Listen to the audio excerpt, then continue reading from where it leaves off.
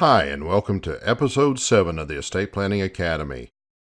I'm your host, Gary DeWitt, and this is the Internet's most passionate show about estate planning. Today, we're going to talk about the dangers of not planning.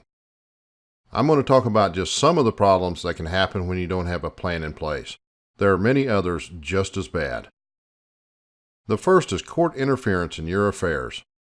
Arkansas, like most states, has a process in place for a person to take over your decision-making if you are mentally incapacitated. It's called a guardianship.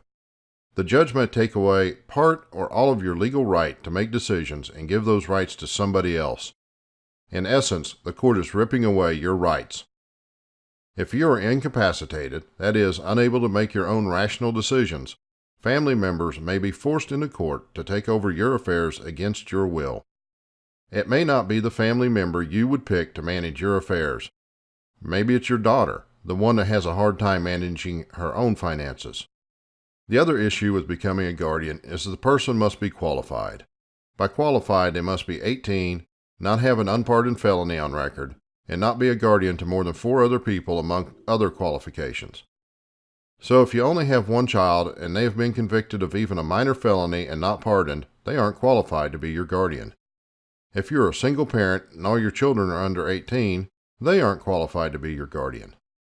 If you don't have a will or a trust, something is going to be done with your property, and you won't get a say in what it is.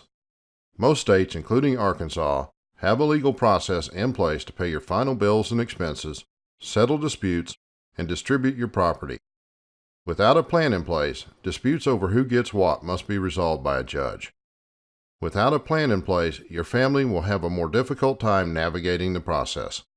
The court will be in charge of the entire process from beginning to end. Your family can expect this process to take about a year. It involves multiple trips to court for hearings. During this period, assets are typically frozen. Family can qualify for an allowance, but it isn't very much. Now, the rules aren't necessarily terrible. The state legislature thinks the rules are the closest to what the average person would want done. However, most people would change these defaults some. For example, the rules say your children take first, then parents, then siblings. Maybe you want your siblings to take it all because you want to disinherit your child. Or you may want to give something to charity or a friend. Also, when the first person in a marriage passes, the process isn't usually too bad if most of the assets are co-owned by both spouses. Ownership simply changes to the living spouse. However, when the second person passes, the process is long and a hassle for the remaining family. And if both pass in the same accident, then the distribution of your property goes to court.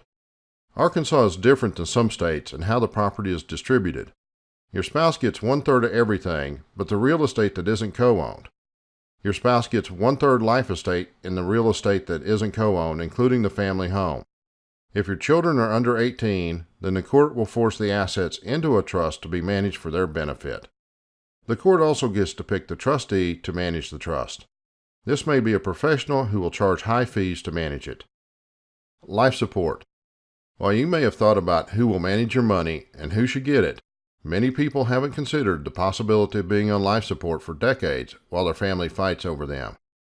Terry Schiavo was a young lady who had a heart attack. She was left in a permanent vegetative state.